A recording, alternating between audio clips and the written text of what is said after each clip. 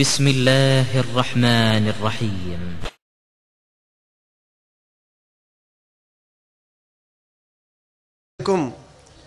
பெருமதிப்பிற்கும் உரிய எல்லாம் வல்ல அல்லாஹ்வின் நல்லடியார்களே, இந்த பொதுக்கூட்டத்தில் வரதட்சணை ஒரு வன்கொடுமை என்ற தலைப்பு எனக்கு தரப்பட்டிருக்கிறது.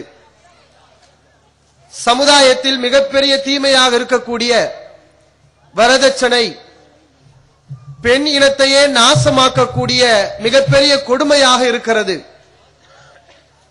இந்த சமுதாய சீர்கேடு தீமை என்பதை சமுதாயத்தில் எல்லோரும் அறிந்து வைத்திருக்கிறார்கள். இன்றைக்கு வரதட்சணை கொடுக்கக்கூடியவர்களாக இருந்தாலும் சரி, வரதட்சணை வாங்கக்கூடியவர்களாக இருந்தாலும் சரி, இது மிகப்பெரிய தவறுதான், தீமைதான், இது குற்றச் செயல்தான் என்பதை தெள்ளத் தெளிவாக அனைத்து தரப்பிலும் அறிந்து வைத்திருக்கிறார்கள். இந்த வரதட்சணையால் ஒவ்வொரு நாளும் சமுதாயத்திலே அழிவுகள், கொடுமைகள், அக்கிரமங்கள், அநியாயங்கள் தொடர்ந்து நடந்து கொண்டு வருவதை செய்தித்தாள்கள் மூலம் தினந்தோறும் நாம் பார்த்து கொண்டு வருகிறோம். அரசாங்கமும் கூட இந்த தீமைக்கு எதிராக சட்டத்தை கடுமையாக்கி இருக்கிறது. வரதட்சணை கொடுமை செய்தால் அவர்களுக்கு 5 வருடம் சிறை தண்டனை. இது முன்னால் இருந்த சட்டம். இப்போது மத்திய அரசு இது போதாது என்று சொல்லி 5 வருடத்தை 7 வருடமாக அதிகரித்திருக்கிறது. மற்ற குற்றங்களுக்கெல்லாம் இல்லாத அளவுக்கு இந்த வரதட்சணையிலே சட்டம் கடுமையாக இருக்கிறது. ஒரு பெண்மணி தன்னுடைய தாயுடைய வீட்டில் இருந்து கொண்டு கணவன் வரதட்சணை கேட்கிறான், கொடுமை செய்கிறான் என்று குற்றம் சாட்டினால் உடனே அந்த குற்றத்தை எடுத்து வழக்கு பதிவு செய்து கணவனை கைது செய்து விடுவார்கள் காவல்துறையினர்கள். ஆனால் மற்ற குற்றங்களுக்கு அப்படி அல்ல.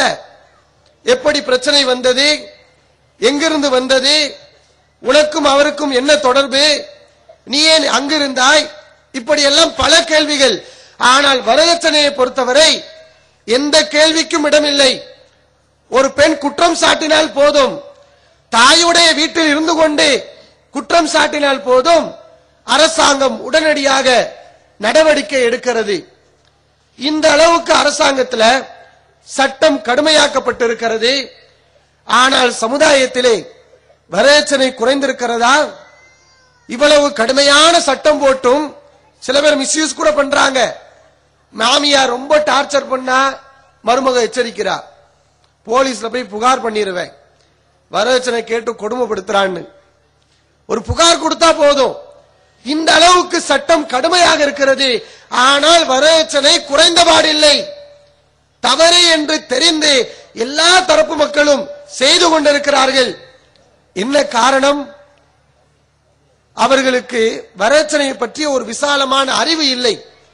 சமுதாயத்திலே வரதட்சணையால் எப்படிப்பட்ட கேடுகள் ஏற்படுகிறது, எந்தெந்த மட்டத்தில் ஏற்படுகிறது, அதை முழுமையாக ஒரு மனிதன் தெரிந்திருந்தால் இந்த வரதட்சணையை எடுத்து கூட பார்க்க மாட்டான், வரதட்சணையை ஏறெடுத்து கூட பார்க்க மாட்டான். எப்படிப்பட்ட கொடுமைகள் ஏற்படுகிறது. அல்லாஹ்வுடைய படைப்புல அல்லாஹ் எப்படி ஆணினத்தை படைச்சிருக்கானோ அதே மாதிரி பெண்ணினத்தை படைத்திருக்கிறான். இந்த வரதட்சணை கொடுமை இறைவனுடைய படைப்பில் இன்னொரு படைப்பான பெண் சமுதாயத்தை அழித்து ஒழிக்கக்கூடிய மாபெரிய கொடுமை. இந்த வரதட்சணையுடைய தீமை எங்கிருந்து ஆரம்பிக்குது? தாயுடைய கருவறையில இருந்தே அதனுடைய கொடுமை ஆரம்பிக்க துவங்கி விடுகிறது.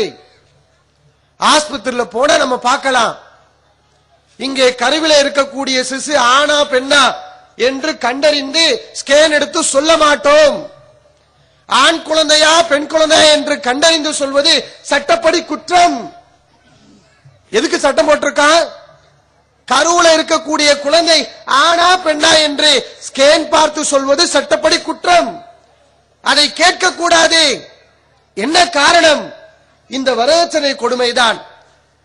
கருவுல வளர்றது பெண் குழந்தை என்று தெரிந்துவிட்டால் கருவில் இருக்கும் போதே, வயிற்றில் இருக்கும் போதே, சிசுவாக இருக்கும் போதே அந்த குழந்தையை கொலை செய்து விடுகிறார்கள். பிற்காலத்தில் வந்தா நமக்கும் தலைவலி, அதுவும் இந்த உலகத்துல கஷ்டப்படணும், நஷ்டப்படணும், இழிவடையணும், நொந்து நொம்பலா போகணும்? எதுக்கு இது வளரணும்? எதுக்கு உலகத்துல பிறக்கணும்? வயிற்றிலே சாவடிச்சிருவோம், வயிற்றிலே அதுக்கு அழிச்சிருவோம் என்ற ஒரு நிலைக்கு தாய் ஆளாகிறாள். அவள் அதை ஏற்றுக்கொண்டால் கூட அவளை சுற்றி இருக்கக்கூடிய அவனுடைய கணவன், அவளுடைய மாமியார், மாமனார் இந்த குழந்தை நமக்கு வேண்டாம் என்று சொல்கிறார்கள். அவளை சரியாக பராமரிக்க மறுப்பார்கள், கொடுமை செய்வார்கள். அவளை வார்த்தைகளாலே சுட்டு சுட்டு அந்த கர்ப்பிணியை வேதனைப்படுத்துவார்கள். அதற்காகத்தான் அப்படிப்பட்ட சட்டம். குழந்தை பிறக்கிறது, பெண் குழந்தை என்று தெரிகிறது, பெற்றவனுக்கு எவ்வளவு சிரமமா இருக்குது. பெண் குழந்தைன்னு தெரிஞ்சா சில பேருக்கு மயக்கமே வந்துருது. ஆஹா, மனுஷியதான பெத்தெடுத்த, மனுஷனதான பெத்தெடுத்த, ஆனா உனக்கு மயக்கம் வருது, அலறான், கவலைப்படுறான். பொம்பளை புள்ள பிறந்துருச்சே, காலம்பூரா கஷ்டப்படணுமே, அந்த குழந்தையை கொல்றதுக்கு முயற்சி செய்யறான். சமுதாயத்தில் நடக்கிறதா இல்லையா? எத்தனை நிகழ்வுகள் நடக்கிறது? பிள்ளையை பெற்றெடுத்து விட்டு அடுத்த நிமிடங்களில் ஆஸ்பத்திரியில கக்கூஸ்ல தூக்கி கெடாசிட்டு போறா. பெற்றெடுத்த தாய் இந்த வேலையை செய்கிறாள். சாக்கடையில் தூக்கி எறிகிறாள், முட்புதருக்குள் தூக்கி எறிகிறாள். அந்த குழந்தைக்கு கள்ளிப்பால் கொடுத்து அந்த பிஞ்சு குழந்தையை சின்னஞ்சிறு வயசிலேயே கொலை செய்கிறாள். நடக்கிறதா இல்லையா? விதவிதமான கொலைகள். அந்த சிசுவுக்கு எவ்வளவு கொலைகள் நடத்தப்படுகிறது. சில பேர் அந்த குழந்தைக்கு முன்னாடி ஃபேனை வச்சு விட்டுறான். நல்ல டேபிள் ஃபேனை ஸ்பீட் அதிகமாக்கி அதனுடைய முகத்துக்கு நேராக வைக்கிறான். அந்த குழந்தை மூச்சு தாங்க முடியாம திணறி போய் செத்து விடுகிறது. சில பேரு கோழி சூப்ப பச்சை குழந்தைக்கு கொடுக்கறான். நம்ம சாப்பிடலாம், குழந்தைக்கு அது தகுந்த உணவாது, அது விஷம்.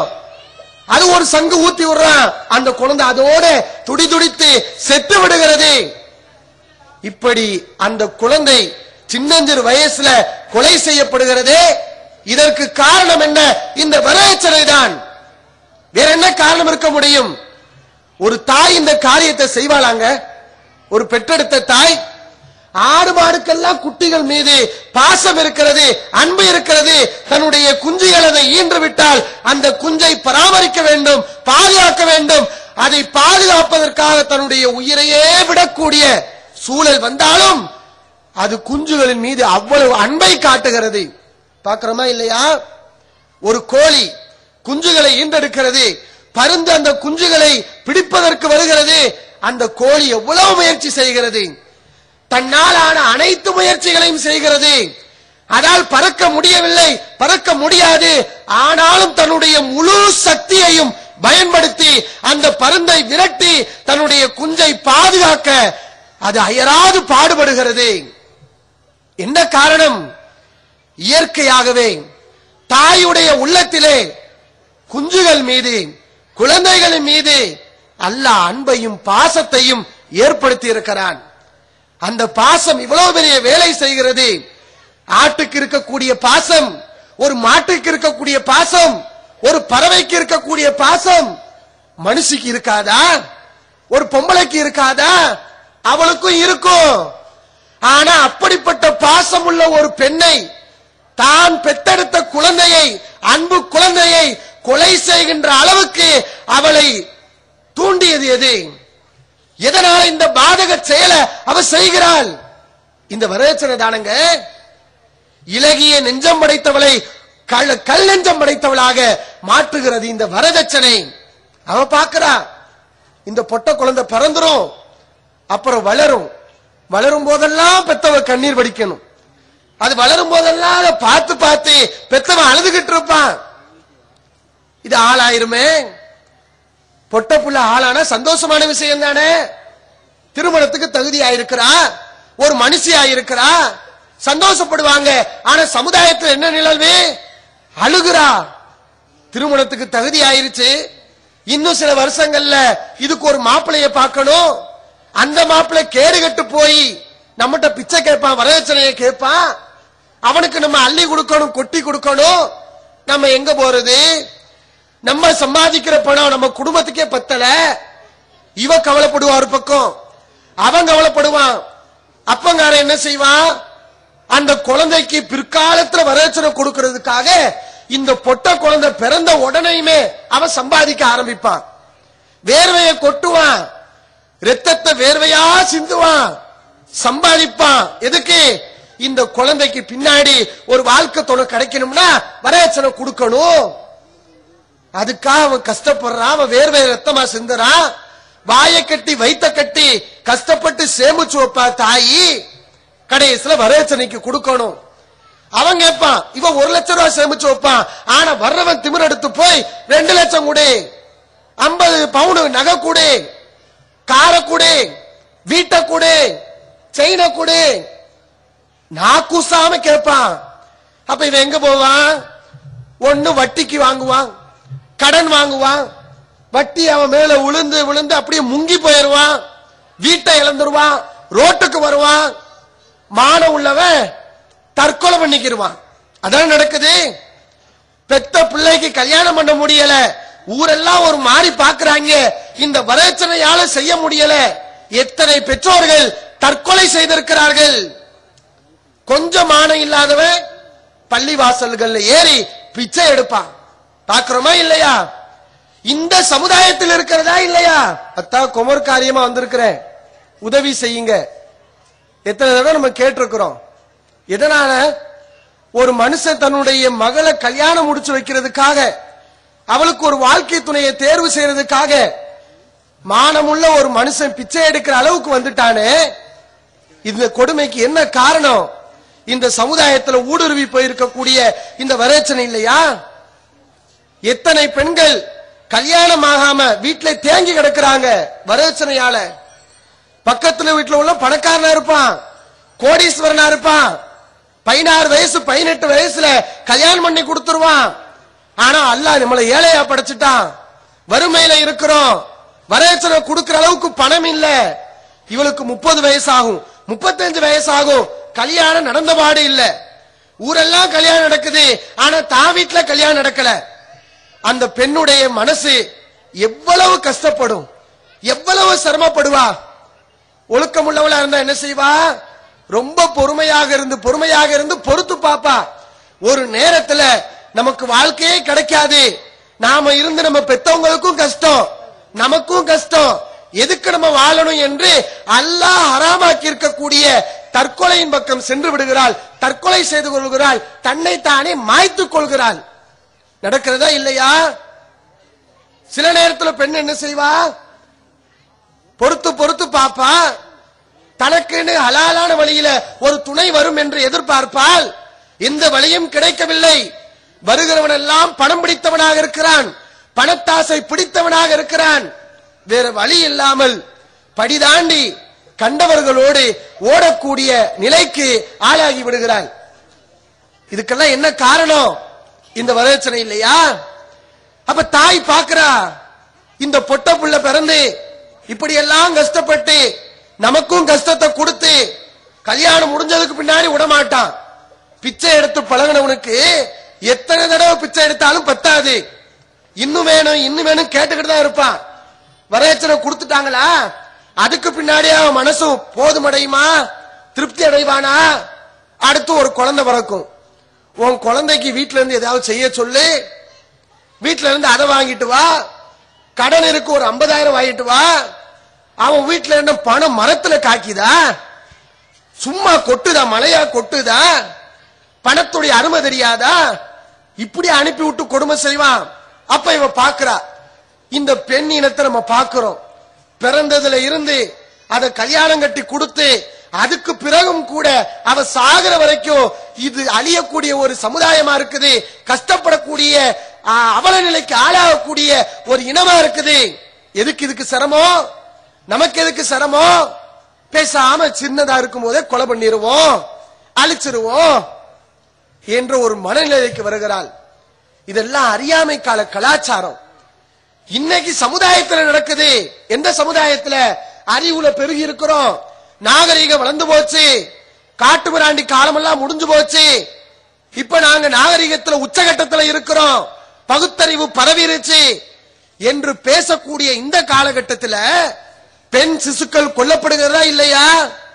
குப்பை தொட்டிக்குள் குழந்தைகள் எரியப்படுகிறார்களா இல்லையா? அனாதையாக ரோட்டிலே வீசப்படுகிறார்களா இல்லையா? இதே நிலைதான் 1400 வருடங்களுக்கு முன்னால் அண்ணலர் பெருமார் நபிகள் நாயகம் ஸல்லல்லாஹு அவர்கள் இறை தூதராக ஆகிறதுக்கு முன்னாடி இருந்தது. பெண் சமுதாயத்தை இழிவாக அந்த சமுதாய மக்கள் பார்த்தார்கள், பாவித்தார்கள். அல்லாஹ் அதை திருமறை குர்ஆனிலே சொல்லி காட்டுகிறான்.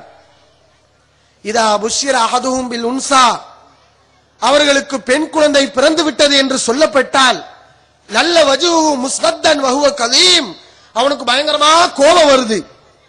அவனுக்கு பயங்கரமா கோபம் வருது. எதுக்குடா அவனுக்கு கோபம் வருது? அவன் முகம் கருத்து போயிருது, கடுகடுக்கிறான், முகம் சுண்டி போயிருது. எதுக்கு முகம் சுண்ட? பொம்பளை என்ன அவ்வளவு கேவலமானவளா? பெண் குழந்தை இருக்கக்கூடாது, பிறக்கக்கூடாதுன்னு சொன்னா நீ பிறந்திருக்க முடியுமா? உன்னை பெத்த ஒரு பொம்பளை தானே, உன் தகப்பனை பெத்த ஒரு பொம்பளை தானே. இந்த சமுதாயம் இன்னைக்கு மனுஷ சமுதாயம் பெருகுதுன்னு சொன்னா அதுக்கெல்லாம் காரணம் பெண்கள் இல்லையா? அத அவலமா நினைச்சான், கேவலமா நினைச்சான், அவன் மூஞ்சு கருத்து போயிரும். அல்லாஹ் திருமறை குர்ஆன்ல சொல்லி காட்டுறான். இத்தவாரா மினல் கௌமி மின் சூஇ மா புஷ்ஷிர பிஹி, அவனுக்கு சொல்லப்பட்ட அது நற்செய்தி. அல்லாஹ் சொல்லும் போது அது நற்செய்தி. பெண் குழந்தை பிறந்தது என்று சொன்னால் அது நற்செய்தி. எல்லாத்துலயும் மனுஷன் பெண்ணை விரும்புறான். மனித இனத்துல தாங்க இந்த கொடுமை.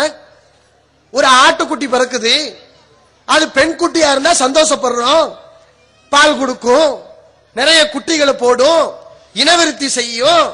ஆண் குட்டியை விட பெண் குட்டியை மனுஷன் ஆட்டு இனத்துல விரும்புறான். மாட்டினம் பெண் மாடா இருந்துச்சுன்னா சந்தோஷம், பால் கொடுக்கும், பல வகையில நன்மையா இருக்கும், மனுஷன் சந்தோஷப்படுறான். அப்ப எல்லா மிருகத்திலையும் பெண் இனத்தை விரும்பக்கூடிய இந்த மனிதன், ஆனா மனுஷ இனத்துல மட்டும் பெண் குழந்தை பிறந்துட்டா அதை இழிவாக கருதுகிறான், அதை கேவலமாக நினைக்கிறான். அல்லாஹ் சொல்றான், எதவாரா மினல் கௌமி மின் மா புஷ்ஷிர பிஹி, அவனுக்கு சொல்லப்பட்ட நற்செய்தியை கெட்டதாக நினைத்து அவன் சமுதாயத்திலிருந்து ஒளிந்து கொள்கிறான். அப்படிப்பட்ட காலகட்டங்க இன்னைக்கு கூட அந்த அளவுக்கு இல்ல. பொம்பளை பிள்ளை பிறந்துருச்சுன்னா கணவன் வெளியே வர மாட்டானா, தகப்பன் வீட்டை விட்டு வர மாட்டான். பொம்பளை பிள்ளை பிறந்துருச்சு இழிவாக நினைப்பான், சமுதாயத்தை விட்டு ஒதுங்கிக் கொள்வான். அயும்சிகுஹு அலா ஹவுனின் அம் யதுஸ்ஸுஹு ஃபித் துராப், இதை இழிவோடு அப்படி வச்சுக்கிறதா அல்லது அப்படி போட்டு புதைச்சிருவோமா என்று அவன் நினைக்கிறான். அவன் நினைச்சான், உயிரோட புதைச்சிருவோமா, இதுக்கு சமாதி கட்டிடுவோமா, இல்ல வச்சுக்கிட்டோம்னா நம்ம புள்ள நாம பெத்தெடுத்தது அதுவும் மனுஷ குழந்தைதா என்று இறக்கப்பட்டு வச்சா இழிவடையணும், கேவலம் வரும். கேவலம் வேணுமா அல்லது அதுக்கு சமாதி கட்டுவோமா? இப்படி மனுஷன் நினைச்சான். அலா சா மா யஹ்குமூன், நீங்க செய்யறது ரொம்ப கெட்ட செயல் என்று அல்லாஹ் ரப்புல் ஆலமீன் திருமறை குர்ஆன்ல அந்த செயலை கண்டிக்கிறான். அந்த சமுதாயத்தில் நடந்துச்சு. அந்த காட்டு முராண்டி காலத்துக்கும் இந்த காலத்துக்கும் என்ன வித்தியாசம்? அன்னைக்கு நடந்ததுதானே இன்னைக்கு நடக்குது. பெண் குழந்தைகள் கொல்லப்படுகிறார்கள். அல்லாஹ் குர்ஆன்ல கேட்கிறான், வ இதல் மௌஊதத்து சுயிலத், உயிரோடு புதைக்கப்பட்ட பெண் குழந்தை, சாகடிக்கப்பட்ட பெண் குழந்தை மறுமை நாளிலே விசாரிக்கப்படும். அல்லாஹ் அதுக்கு உயிரை கொடுத்து அந்த குழந்தையிடம் கேட்பான், பி ஐயிதம்பின் குத்திலத், என்ன பாவத்துக்கா உன்னை கொலை செஞ்சான், நீ என்ன பாவம் பண்ண, பிஞ்சிலே உன்னை கொல்ற அளவுக்கு நீ என்னத்த பாவம் பண்ண, உன்னைய கொலை செஞ்சாங்க. அல்லாஹ் கேட்பான் அந்த குழந்தைகிட்ட. திருமறை குர்ஆன்ல அல்லாஹ் சொல்றான், அது சொல்லும், யா அல்லாஹ், நான் பாவம் செய்யாம இந்த உலகத்துக்கு வந்தேன், ஒண்ணுமே பாவத்தை அறியல, இந்த உலகத்துல நான் பொம்பளையா பிறந்ததுதான் பாவம், பெண் குழந்தை என்ன நீ படைச்சியே அதுதான் பாவமா இவங்க நினைச்சாங்க, என்னை கொலை செஞ்சுட்டாங்க. அல்லாஹ்ட்ட சொல்லும். அல்லாஹ் விடுவானா? யாரெல்லாம் இந்த சமுதாயத்திலே வரவேற்றை வாங்கினார்களோ அத்தனை பேருக்கும் அந்த பாவத்திலே பங்கு உண்டு. சமுதாயத்திலே வரவேற்றை வாங்கி திருமணம் முடித்த அத்தனை பேருக்கும் அந்த குழந்தைக்கு பதில் சொல்லி ஆக வேண்டும். அந்த குழந்தை அல்லாஹ்விடத்தில் முறையிடும். வரவேற்றை வாங்கக்கூடியவர்கள் நினைத்து பார்க்க வேண்டும், அந்த குழந்தை அல்லாஹ்விடத்தில் உங்களுக்கு எதிராக வந்து முறையிட்டால் நீங்கள் என்ன பதில் சொல்ல போகிறீர்கள்? ஆக இந்த மாதிரியான கொடுமைகளை எல்லாம் பார்த்துட்டு தான் அந்த குழந்தை என்ன செய்யறா? கொலை செஞ்சிடறா. தீமைகள் நடக்குது. இஸ்லாம் என்ன சொல்லுது தெரியுமா? ஒரு படி மேல போய் இந்த வரதட்சணையை வந்து வாங்குறது பெரிய பாவம். ஒரு படி மேல போய் நீ கொடுக்கறதா இருந்தா பொம்பளைக்கு கொடுத்து முடி, பெண்ணுக்கு நீ தரணும். ஆம்பளை ஆகிய நீ, கணவன் ஆகிய நீ மணமகளுக்கு நீ கொடுக்கணும் வரதட்சணை. வரதட்சணால என்னங்க? வரன் தட்சணை. வரன் என்றால் கணவன், கணவன் தருகின்ற தட்சணை. அதான் ஆரம்ப காலத்துல இருந்துச்சு. இயற்கையான பண்பா, மனித பண்பாக சமுதாயத்தில் இருந்தது. ஆண்டான் மணமகளுக்கு கொடுத்து திருமணம் செய்யக்கூடிய வழக்கம் இருந்தது. அதை இவர்கள் மாற்றி விட்டார்கள். ஒரு சினிமா பாட்டுல கூட சொல்லுவாங்க, தங்க கடிகாரம் வைர மணியாரம் தந்து மனம் பேசுவார், பொருள் தந்து மனம் பேசுவார். தாய் குழந்தைய பார்த்து படிக்கிறார். அதுல சொல்றா, மாமா வந்து உன்னை கல்யாணம் முடிப்பாரு, மாப்பிள்ள வந்து உன்னை கல்யாணம் முடிப்பாரு, தங்க கடிகாரம் கொடுப்பாரு, வைர மணியாரம் கொடுப்பாரு, பொருள் எல்லாம் கொடுத்து உன்னை திருமணம் பண்ணிக்கிட்டு போவாரு. இது அந்த காலத்துல இந்த கலாச்சாரம். அதை நம்ம பாடல்கள்லையும் பார்க்கிறோம். அதை அப்படியே மாற்றி விட்டார்கள். பெண்ணிடமிருந்து வாங்கக்கூடிய அக்கிரம செயலை செய்து கொண்டிருக்கிறார்கள். அல்லாஹ் குர்ஆன்ல சொல்றான், வாத்துன் நிசா சதகாத்திஹின்ன நிஹலா. ஆண் மக்களே, வாலிபர்களே, பெண்களுக்கு நீங்கள் அவர்களுடைய மனக்கொடைகளை கட்டாயமாக கொடுத்து விடுங்கள். பெண்களுக்கு அவருடைய மனக்கொடைகளை கட்டாயமாக தர வேண்டும். வாங்கிறது மேற்றே இல்ல. அல்லாஹ் சொல்றது என்ன? அதையெல்லாம் தாண்டி நீ குடுன்னு அல்லாஹ் சொல்றான். அப்ப வாங்குறது எவ்வளவு பெரிய பாவம்?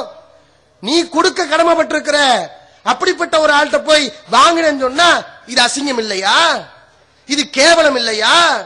இது மானக்கேடு இல்லையா? ஒரு உதாரணம் சொன்னா விளங்கும். நம்மகிட்ட ஒரு பிச்சைக்காரர் வர்றாரு, உதவி கேட்டு வர்றாரு. ஒரு ஏழையான ஒரு ஆள் நம்மகிட்ட உதவி கேட்டு வந்தா நம்ம என்ன செய்யணும்? அவருக்கு உதவி செய்யணும். அவர் தட்டுல உதவி கேட்கிறாரு. அதுல 5 ரூபா கிடக்குது, 10 ரூபா கிடக்குது, 1 ரூபா பல வகையா கிடக்குது. ஒரு ஆள் என்ன பண்றான்? அந்த பிச்சைக்காரர் தட்டுல 10 ரூபா கிடக்குது, அந்த 10 ரூபாயை எடுத்துக்கிட்டு 1 ரூபாய போடுறான். இவன் போடுறது 1 ரூபா பிச்சை. ஆனா பிச்சைக்காரன் தட்டுல இருக்கக்கூடிய 10 ரூபாயை எடுக்கிறான், 1 ரூபாய போடுறான், 4 ரூபாவை போடுறான். இவன் எவ்வளவு பெரிய பிச்சைக்காரனா இருப்பான்? எவ்வளவு பெரிய வடிகட்ட பிச்சைக்காரனா இருப்பான்? அட நீ தாண்டா அவனுக்கு உதவி செய்யணும். அதானடா முறை. நீ யாருக்கு கொடுக்கணுமோ அவன்கிட்ட போய் எடுக்கிறியடா. இது அசிங்கம் தானே? அசிங்கமா இல்லையா? இப்படிப்பட்ட ஒரு கேவலமான செயல்தான் வரதட்சணை. அல்லாஹ் சொல்ற, நீ கொடு. கொடுக்கிறதுனா என்ன? சும்மாவா? விரும்பினா கொடுக்கலாம், விரும்பாட்டினா கொடுக்காம இருந்துக்கலாம். அந்த மாதிரி அல்ல.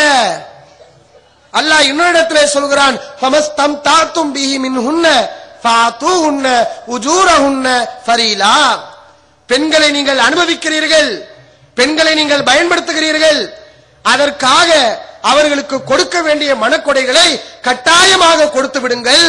ஃபரீலா, ஃபரீலா என்றால் கட்டாயமாக கொடுக்க வேண்டும், அது கடமை என்று திருமறை குர்ஆன் சமுதாயத்துக்கு பிரகடனம் செய்கிறது. அப்பதாங்க ஹலால் ஆகுவா மனைவி. திருமணத்துக்கும் விபச்சாரத்துக்கும் வித்தியாசமே இந்த மகரு தான். திருமணத்தில் என்ன நடக்குது? அதான் விபச்சாரத்திலே நடக்குது. விபச்சாரத்தில் என்ன நடக்குது? அதான் திருமணத்தில் நடக்குது. ஆனா விபச்சாரம் ஹராம், திருமணம் என்பது ஹலால். என்ன காரணம்? அல்லாஹ் சொன்ன முறைகளை இங்க கடைபிடிக்கிறோம். ஒரு நிபந்தனை இருக்குது, ஒப்பந்தம் இருக்குது, மகர் இருக்குது, அதனால இது ஹலால். அல்லாஹ் குர்ஆன்ல சொல்லி காட்டுகிறான், அல் யௌம உஹில்ல லக்கும், உங்களுக்கு சில விஷயங்கள் ஹலால் ஆகமாக்கப்பட்டு இருக்கிறது அப்படின்னு அல்லாஹ் சில விஷயங்களை பட்டியல் போடுறான். அதுல சொல்லும் போது மூமினான பெண்கள், ஆண்களே மூமினான பெண்கள் உங்களுக்கு ஹலால் அப்படின்னு அல்லாஹ் சொல்றான். ஆனா அதுக்கு ஒரு நிபந்தனை வைக்கிறான். திருமறை குர்ஆனுடைய இந்த வசனத்தை நீங்கள் படித்தீர்கள் என்றால், அல்லாஹ் மூமினான பெண்கள் உங்களுக்கு ஹலால் என்று சொல்லிவிட்டு அதற்கு ஒரு நிபந்தனை வைக்கிறான். அதை செய்தால்தான் உங்களுக்கு ஹலால். அது என்ன காரியம்? இதா ஆத்தைத்துமோ உன்ன உஜூரஹுன்ன, அந்த பெண்களுக்கு அவர்களுக்கு கொடுக்க வேண்டிய மனக்கொடைகளை மகர் தொகையை நீங்கள் கொடுத்து விட்டால் அவர்கள் உங்களுக்கு ஹலால். அப்ப கொடுக்காட்டினா ஹராம். உங்களுக்கு தெளிவாக திருமறை குர்ஆன் சொல்கிறது. என்ன காரணம்?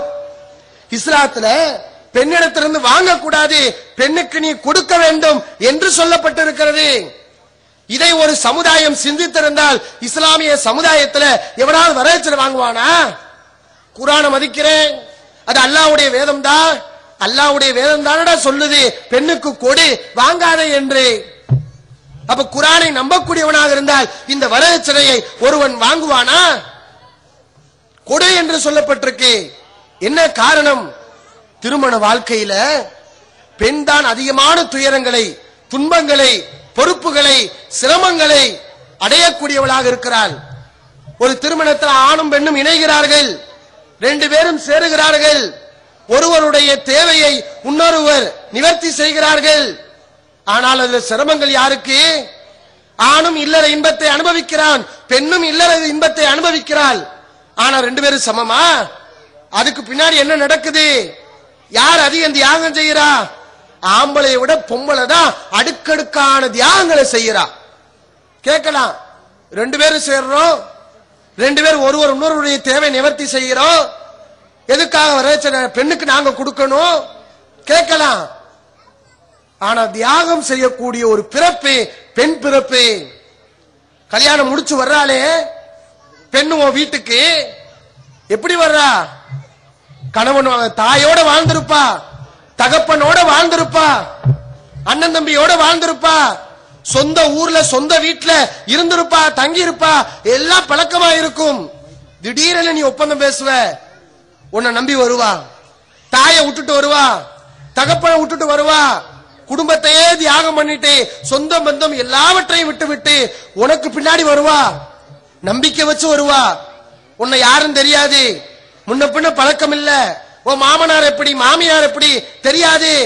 ஆனா நீ நல்லவன் தான், நீ யோக்கியம் தான், உன் வீட்டுல உள்ளவங்க நல்லவங்க தான், உன் மேல நம்பிக்கை வச்சு பிறந்த வீட்டை மறந்துட்டு பிறந்த வீட்டை விட்டுட்டு உன் கூட வருகிறாளே, நீ இந்த தியாகத்தை செஞ்சியா?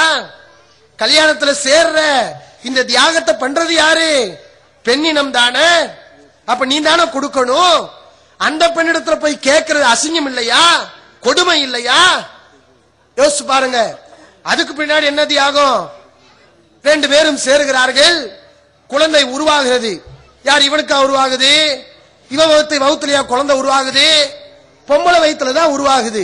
இரக்க குணம் கொண்டோரே, அஸ்ஸலாமு அலைக்கும். தாய் தந்தையை இழந்த அனாதை சிறுவர்களையும், தாய் தந்தை இருந்தும் வறுமையில் வாடும் சிறுவர்களையும் தமிழ்நாடு தௌஹீத் ஜமாத் அன்புள்ளத்தோடு அரவணைத்து வருகிறது. கும்பகோணம் சுவாமிமலையில் அர் ரஹ்மான் சிறுவர் ஆதரவு இல்லம் விசாலமான கட்டிடத்தில் அனைத்து வசதிகளுடன் இயங்கி வருகிறது. உணவு, உறைவிடம், உடை அனைத்தும் முற்றிலும் இலவசமாக வழங்கப்படுகிறது. அனாதையை ஆதரிப்பவரும் நானும் சொர்க்கத்தில் இணைந்திருப்போம் என்பதை நபிகள் நாயகம் ஸல்லல்லாஹு அலைஹி வஸல்லம் அவர்கள் கூறியுள்ளார்கள். எனவே எங்களோடு சேர்ந்து நீங்களும் இவர்களுக்கு ஆதரவு கரம் நீட்ட உங்களது ஜகாத் மற்றும் நன்கொடைகளை தாராளமாக தந்து உதவுமாறு கேட்டுக்கொள்கின்றோம். தமிழ்நாடு தௌஹீத் ஜமாத் வங்கி கணக்கு எண் 7888274827 இந்தியன் வங்கி மண்ணடி கிளை என்ற பெயரில் எடுத்து அனுப்ப வேண்டிய முகவரி தமிழ்நாடு தௌஹீத் ஜமாத் மாநில தலைமையகம் 30 அரண்மனைக்காரன் தெரு, மண்ணடி, சென்னை 1. குழந்தை வளருகிறது. வளர்ந்ததிலிருந்து சிரமம் தாங்க. எவ்வளவு சிரமம் யோசிச்சு பாருங்க.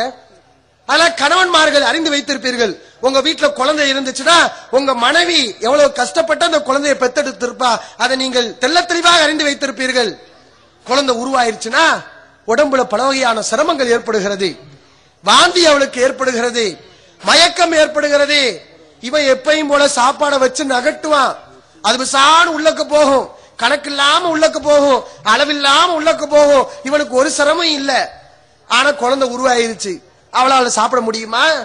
கொஞ்சோடு வாயில எடுத்து வைப்பா, வாயில வச்சோடனே ஒரு வாந்தி வரும், அவ்வளவுதான், சுருண்டு படுத்துருவா.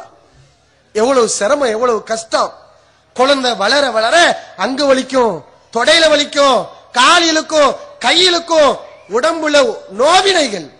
குழந்தை உருவானதிலிருந்து பெத்தெடுக்கிற வரைக்கும் அந்த பெத்தவளுக்கு தாய்க்கு ஒரே நோவினைகள், சிரமங்கள், கஷ்டங்கள், இன்னல்கள் எல்லாவற்றையும் தாங்கிக்கிட்டு உனக்கு ஒரு வாரிச பெத்து கொடுக்கிறா. இது உன்னால முடியுமா? இது உன்னால செய்ய முடியுமா? அப்ப நீ தானே அவளுக்கு கொடுக்கணும். குழந்தையை பெத்தெடுக்கும் போது சுப்ஹானல்லாஹ் எவ்வளவு பெரிய வழி. இன்றைக்கு அறிவியலாளர்கள், விஞ்ஞானிகள் அதை கணக்கிட்டு சொல்கிறார்கள். ஒரு பெண் குழந்தையை பெற்றெடுக்கும் போது எவ்வளவு சிரமங்களுக்கு ஆளாகிறாள் அதை கணக்கிட்டு சொல்கிறார்கள். ஒவ்வொன்றையும் அளவிடுவதற்கு அளவுகோல் இருக்கிறது. நீரை அளக்க வேண்டும் என்று சொன்னால் அதற்கு லிட்டர் அந்த மாதிரி கணக்கு வச்சிருக்கிறான். நீளத்தை அளக்கிறதுக்கு அது ஒரு கணக்கு வச்சிருக்கிறான். தானியங்களை அளக்கிறதுக்கு படிங்கிற கணக்கு வச்சிருக்கிறான். அதே மாதிரி வேதனை அளக்கிறதுக்கு, ஒரு மனிதன் படக்கூடிய வேதனை அளப்பதற்கு டால் என்ற ஒரு அளவை வைத்திருக்கிறார்கள். அந்த அளவை வைத்து பெண்கள் பிரசவ நேரத்தில் குழந்தையை பெற்றெடுக்கும் போது எப்படிப்பட்ட வேதனையை அனுபவிக்கிறார்கள், அடைகிறார்கள், அதை அளப்பதற்காக அந்த கருவியை வைத்து அளவிடுகிறார்கள். ஆராய்ச்சியாளர்கள் சொல்லக்கூடிய விஷயம் என்ன தெரியுமா? மனுஷனால குறிப்பிட்ட அளவுதான் வேதனை உணர முடியும். அதிகமான வேதனை உணர முடியாது. ஒரு லெவலுக்கு தான் வேதனையை உணர முடியும். அந்த உச்சகட்ட வேதனையை தாண்டி ஒரு வேதனை மனிதனுக்கு ஏற்பட்டால் அவன் பிழைக்க மாட்டான். அவனால் உயிரோடு இருக்க முடியாது. அவன் செத்து போயிருவான். ஒரு குறிப்பிட்ட அளவுதான் வேதனையை உணர முடியும். ஒரு பெண் குழந்தையை பெற்றெடுக்கும் போது பிரசவ நேரத்தில் ஒரு சராசரி மனிதன் உச்சகட்ட வேதனையை எந்த அளவுக்கு தாங்க முடியுமோ அந்த உச்சகட்ட வேதனையை, சின்ன வேதனை இல்லைங்க, உச்சகட்ட வேதனையை ஒவ்வொரு பெண்ணும் அனுபவிக்கிறாள், அடைகிறாள். டாக்டர்கள் சொல்கிறார்கள். அதனாலதான் ஆஸ்பத்திரி என்ன பண்றான், குழந்தை உருவாகும் போது, பிறக்கும் போது பக்கத்துல கணவனை நிக்க வைக்கிறான். மத்த ஆட்களை விட மாட்டான், கணவனை மட்டும் அலோவ் பண்றான். எதுக்கு? பாரு, உன் மனைவி படக்கூடிய கஷ்டத்தை பாரு. அந்த பெண்ணின உனக்கு ஒரு வாரிசை கொடுக்கறதுக்காக எப்படி எல்லாம் கஷ்டப்படுது பாரு. உன்னுடைய உள்ளம் கசியாதா? அவன் மேல இறக்க வராதா? இதுக்கு பின்னாடி அவட்ட பணம் அரிப்பியா? இதுக்கு பின்னாடி அவளை கொடுமைப்படுத்துவியா? இதுக்கு பின்னாடி பணம் கேட்டு அவளை பெற்றோர்களை சிரமப்படுத்துவியா?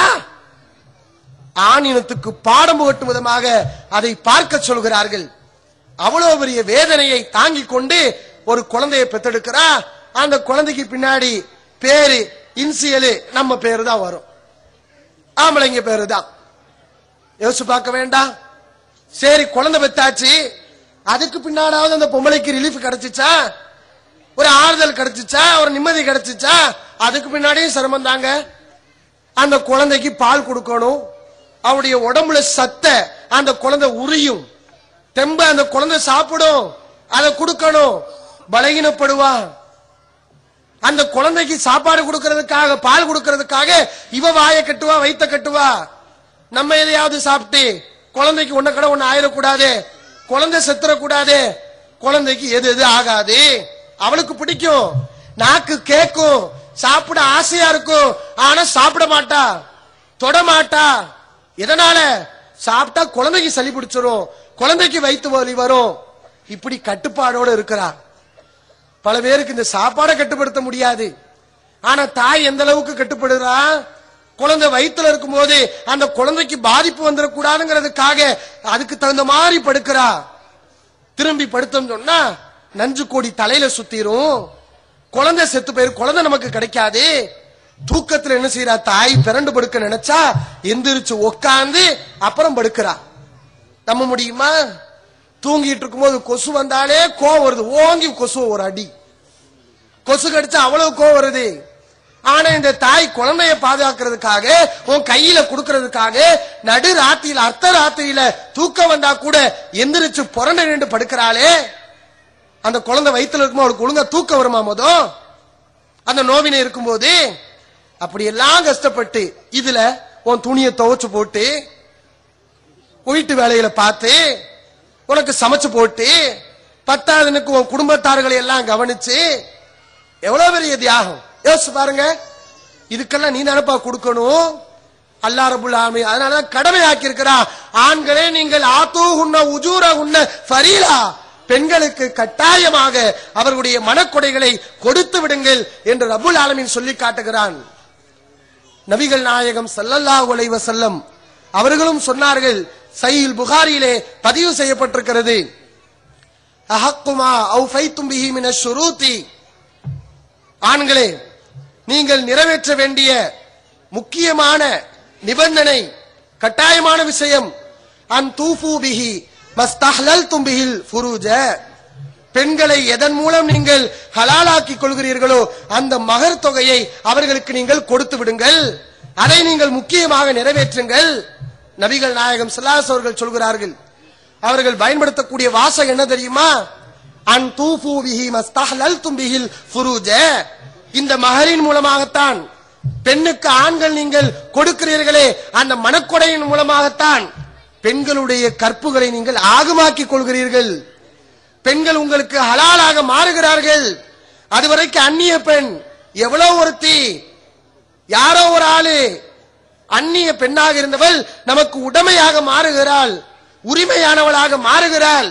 அதற்கு காரணம் இந்த மகர், இந்த மகரின் மூலம்தான் பெண்ணுடைய கற்பை நீங்கள் ஆகுமாக்கிக் கொள்கிறீர்கள் என்று அண்ணல் பெருமார் நபிகள் நாயகம் ஸல்லல்லாஹு அலைஹி அவர்கள் சொல்கிறார்கள். யோசித்து பாருங்கள், இதுதாங்க ஹலாலு. இந்த உறவு மாற முறைதான் ஹலாலான உறவு முறை. அப்ப மகரு யாரை ஏமாத்த?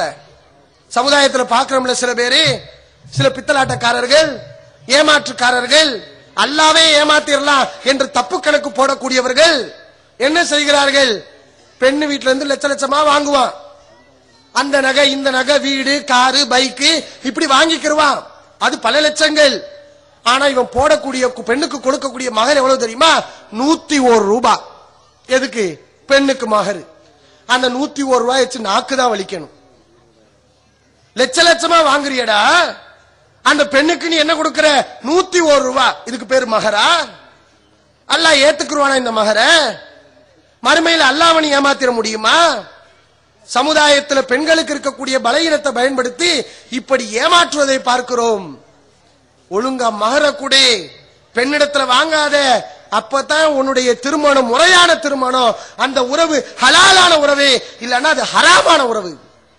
வரதட்சணை வாங்கி கல்யாணம் முடிக்கிறேன்னா அந்த பெண் உனக்கு ஹலாலே இல்லை, அவள் ஹராமானவள். அந்த உறவு ஹலாலான உறவு அல்ல, ஹராமான உறவு. நபிகள் நாயகம் ஸல்லல்லாஹு அலைஹி அவர்கள் இதன் மூலம்தான் ஒரு பெண் நமக்கு சொந்தம் என்று சொல்கிறார்கள். யோசித்து பாருங்க, எந்த அளவுக்கு இஸ்லாத்தில் வலியுறுத்தப்பட்டிருக்கு இந்த மகர் தொகை.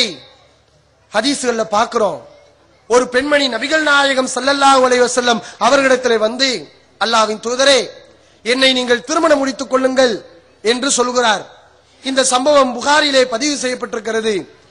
நபிகள் நாயகம் ஸல்லல்லாஹு அலைஹி வஸல்லம் சொல்றாங்க, மாலி ஃபின் நிசாய் மின் ஹாஜத்தின், எனக்கு எந்த தேவையும் இல்லை, எனக்கு மனைவிமார்கள் இருக்கிறார்கள் அல்ஹம்துலில்லாஹ், எனக்கு எந்த பெண்ணும் தேவையில்லை. நபி ஸல்லல்லாஹு அலைஹி வஸல்லம் மறுத்துறாங்க. அந்த சபையிலிருந்து ஒரு சஹாபி எந்திரிச்சு, அல்லாஹ்வின் தூதரே, நான் கல்யாணம் முடிக்காத ஆளு, அந்த பெண்ணை எனக்கு மனம் முடிச்சு கொடுங்க, அந்த பெண்ணை எனக்கு மனைவியாக்கி தாங்க கேட்கிறாரு. ரசூலுல்லாஹி ஸல்லல்லாஹு அலைஹி வஸல்லம் சொன்னாங்க, ஆத்திஹா சௌபன், ஆடையாவது அந்த பெண்ணுக்கு கொடு, ஏதாவது அந்த பெண்ணுக்கு நீ கொடுத்து முடிக்கணும், ஆடை இருந்தா அதையாவது கொடு என்று நபி ஸல்லல்லாஹு அலைஹி வஸல்லம் சொல்றாங்க. அந்த சஹாபி, அல்லாஹ்வின் தூதரே, உடுத்துறதுக்கு மட்டும் தான் ஆடை வச்சிருக்கிறேன். எப்படி பாருங்க, அவங்க காலம் உடுத்துறதுக்கு மட்டும் தான் ஆடை இருக்குது, வேற ஒண்ணுமே என்னிடத்துல இல்ல.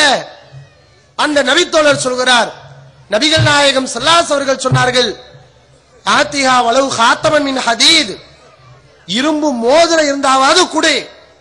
ஆடை இல்லையா, ஒரு இரும்பு மோதிரம் உன்கிட்ட இருக்காதா, அதையாவது கொடு.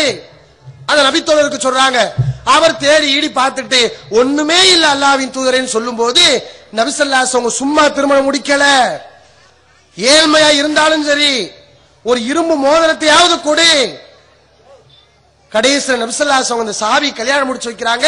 ஜவ்வஜ்துகஹா பிமா மாக மினல் குர்ஆன், உன்னிடத்துல உள்ள குர்ஆன் வசனங்களை இந்த பெண்ணுக்கு நீ சொல்லிக் கொடுத்து மனனப்பாடம் செய்ய வைத்து அதை உனக்கு மகராக ஆக்கி இவளை உனக்கு ஹலாலாக்குகிறேன், திருமணம் முடித்து தருகிறேன் என்று நபிகள் நாயகம் ஸல்லல்லாஹு அலைஹி அவர்கள் சொல்கிறார்கள். எந்த அளவுக்கு இஸ்லாத்துல மகர் தொகை வலியுறுத்தி சொல்லப்பட்டிருக்கிறது. அதே மாதிரி பாருங்க, குர்ஆன்ல நம்ம பார்த்தோம் சொன்னா மகர் கொடுக்கணும் என்று சொல்லப்பட்டிருக்கு. எவ்வளவு கொடுக்கணும், இவ்வளவுதான் கொடுக்கணும் என்று அல்லாஹ் சட்டம் போட்டா ஏழை மத்தவங்களுக்கு கஷ்டமா போயிடும். அல்லாஹ் அதனால ஒரு வரையறையை போடாம எவ்வளவு வேணா நீ கொடுக்கலாங்கிறான். எவ்வளவு வேணாலும் கொடுக்கலாம். உடைய சக்தி இருக்குது, கோடி கோடியா வச்சிருக்கிற, பல லட்சங்கள் வச்சிருக்கிற, லட்சங்களை எல்லாம் அள்ளி கொடு பெண்ணுக்கு. கோடி கோடியா வச்சிருக்கிற அத்தனை பெண்ணுக்கு அள்ளி கொடு, மகரா கொடு. அல்லாஹ் திருமறை குர்ஆன்ல சொல்லி காட்டுறான். வாதைத்தும் ஹதா உன்ன கிந்தாரன், நீங்கள் பெண்ணுக்கு ஒரு குவியலே மகரா கொடுத்தாலும் தகும், தப்பு கிடையாது. ஒரு தங்க குவியல மகரா கொடுக்கிற, தாராளமா கொடு, அவ வாங்குறதுக்கு தகுதி உள்ளவதான். ரப்புல் ஆலமீன் திருமறை குர்ஆன்ல சொல்லி காட்டுகிறான். ஒரு இறை தூதர் நபி மூசா அலைஹிஸ்ஸலாம் அவர்கள் இந்த சமுதாயத்துக்கு முன்மாதிரி, குறிப்பாக ஆண்களுக்கு, இளைய தலைமுறைக்கு அழகான முன்மாதிரி. அந்த இறை தூதர் வாலிபராக இருந்தவர், பருவ வயதை எட்டி இருந்த வாலிபராக இருந்த மூசா அலைஹிஸ்ஸலாம் அவர்கள் எப்படி திருமணம் முடித்தார்கள், அந்த வரலாற்றை இந்த சமுதாயத்துக்கு படிப்பினைக்காக அல்லாஹ் திருமறை குர்ஆனிலே விவரிக்கிறான். நபி மூசா அலைஹிஸ்ஸலாம் அவர்கள் வாலிப வயதை அடைந்தவுடன் அவர்களை அல்லாஹ் நபியாக ஆக்குகிறான். அவர்கள் மதியன் நகரத்துக்கு, மதாயின் நகரத்துக்கு செல்கிறார்கள். வாலிபராக இருக்கிறார்கள், திருமணம் முடிக்கவில்லை. அப்போது 2 பெண்களை கிணற்றுக்கரையில் பார்க்கிறார்கள். அந்த 2 பெண்களும் தண்ணீர் பிடிக்க முடியாமல் ஓரமாக நிற்கிறார்கள். ஆண்கள் கூட்டம் ஒரு பக்கம் வரிசையாக தண்ணீர் பிடித்துக் கொண்டிருக்கிறது. இந்த பெண்ணுக்கு வழிவிடவில்லை, இந்த பெண்களுக்கு இரக்கம் காட்டி வாய்ப்பு தரவில்லை. இதை மூசா அலைஹிஸ்ஸலாம் அவர்கள் பார்க்கிறார்கள். கேட்கிறாங்க பெண்களிடத்துல, எதுக்கு நிக்கிறீங்கன்னு. இவங்களா தண்ணி பிடிச்சதுக்கு பின்னாடிதான் எங்களை விடுவாங்க, அது வரைக்கும் நாங்க இப்படிதான் வெயிட் பண்ணணும், எங்களுக்கு இவங்க விடமாட்டாங்க. மூசா அலைஹிஸ்ஸலாம் அவங்க இறக்கப்பட்டு அந்த பெண்களுக்கு அவங்க தண்ணி எடுத்து கொடுக்கறாங்க. அப்படி வரலாறு சொல்கிறது. இந்த பெண்கள் தன்னுடைய தந்தையிட்ட போய் மூசா நபியை பத்தி எடுத்து சொல்றாங்க. அந்த தந்தை அந்த பெண்களுடைய தகப்பனாரு மூசா அலைஹிஸ்ஸலாம் கூட பேசுறார். பெண் பேசுறார். எப்படி பேசுறாருன்னு பாருங்க. இந்த சமுதாயம் சிந்திக்கணும், இளைய தலைமுறை சிந்திக்கணும், வாலிபர்கள் சிந்திக்கணும். ஒரு வாலிபராக இருந்த மூசா அலைஹிஸ்ஸலாம் அவர்கள் எப்படி தன்னுடைய திருமண உறவை தேர்வு செய்தார்கள், எந்த அடிப்படையில் திருமணம் முடித்தார்கள். மாமனார் சொல்றாரு, இன்னி உரீது அன் உன்கிஹ யஹதா இப்னத்தை ஹாத்தைன், என்னுடைய 2 மகள்கள் இருக்கிறாங்க, அதுல ஒரு ஆளை உங்களுக்கு கல்யாணம் முடிச்சு கொடுக்கலாம்னு நான் நினைக்கிறேன், உங்களுக்கு மனைவியா கொடுக்கலாம்னு நான் நினைக்கிறேன். சும்மா தரமாட்டேன், என் முன்ன உங்களுக்கு கட்டி தர்றேன், சும்மா தரமாட்டேன். அலான் தஹஜுரணி சமானிய ஹிஜஜின், 8 வருடங்கள் என்னிடத்துல நீ கூலி வேலை பார்க்கணும். என்ன மகர் தெரியுதா? என்ன மகரு? 8 வருடம் என்னிடத்துல நீ கூலி வேலை பார்க்க வேண்டும். ஃபைன் அத்மம்த அஷரன் ஃபமின் இந்திக், 10 வருஷம் வேலை செய்தா உங்க இஷ்டம். 8 வருஷம் வேலை செய்யணும்னு சொல்லிட்டு 10 வருஷம் வேலை செஞ்சா அது உங்க விருப்பம். ஒமா உரீத நசுக்க அலைக்க, இதுக்கப்புறம் உங்களை நான் கஷ்டப்படுத்த விரும்பல. எத்தனை வருஷம்? 8 வருஷம் கூலி வேலை செய்து அந்த சம்பாத்தியத்தை கொடுத்து நபி மூசா அலைஹிஸ்ஸலாம் அவர்கள் பெண்ணை மணம் முடிக்கிறார்கள். இதுதாங்க இஸ்லாம். பெண்ணுக்கு இப்படிப்பட்ட அன்பளிப்பை கொடுத்து, மனக்கொடையை கொடுத்து திருமணம் முடிக்க வேண்டும் என்று சொல்லக்கூடிய மார்க்கம். அந்த காலத்துக்கு தான் நடைமுறை, அதான் மனித இயல்பும் கூட. பெண்ணுக்கு கல்யாணம் முடிக்கும் போது மணமகன் தான் மணமகளுக்கு கொடுத்தான். இன்றைக்கும் கூட பார்க்கலாம். பல படித்தவர்களுக்கு தெரியல, டாக்டர் படிச்சா அதுக்கு ஒரு வரதட்சணை, ஆலிம்சா படிச்சா அதுக்கு ஒரு வரதட்சணை. மாட்டு சந்தையில கூட நடக்காது இந்த கொடுமை. மாட்டு சந்தையில நடக்குமா? மாடு வாங்க போறீங்க, பொருளை கொடுக்கிறவன் நீங்க பணத்தை கொடுப்பீங்க, அவன் பொருளை கொடுப்பான். இதுதான் நடக்குது. பொருளையும் வாங்கிட்டு பணத்தையும் மாட்டையும் வாங்கிட்டு காசையும் கொடுன்னு கேட்டா ஒரு அறையை தரமாட்டானா? அது நியாயமா? ஒரு மிருகத்துல நம்ம இப்படி நடக்கிறோமா? ஆனா ஒரு மனுஷ ஜாதி, ஒரு பெண் தியாகம் செய்கிறாள், நமக்கு பல வகையில உதவியாக இருக்கிறாள். அவளை அடையும் போது இந்த கொடுமையை செய்கிறோமே, இது மனித இயல்புக்கே மாற்றமான தன்மை. ஆரம்ப காலத்துல மனித இயல்பு பெண்ணுக்கு கொடுத்து திருமணம் முடிப்பதுதான். இன்னைக்கு கூட நீங்க பார்க்கலாம், டாக்டர்களுக்கு படாத அறிவு ஒரு சாதாரண நரிக்குறவர்கள்ட்ட இருக்குது. நரிக்குறவர்கள் திருமணம் முடிக்கிறார்கள். எப்படி முடிக்கிறார்கள்? பெண்ணிடத்திலிருந்து வாங்க மாட்டார்கள், பெண்ணுக்கு கொடுத்து முடிக்கிறார்கள்.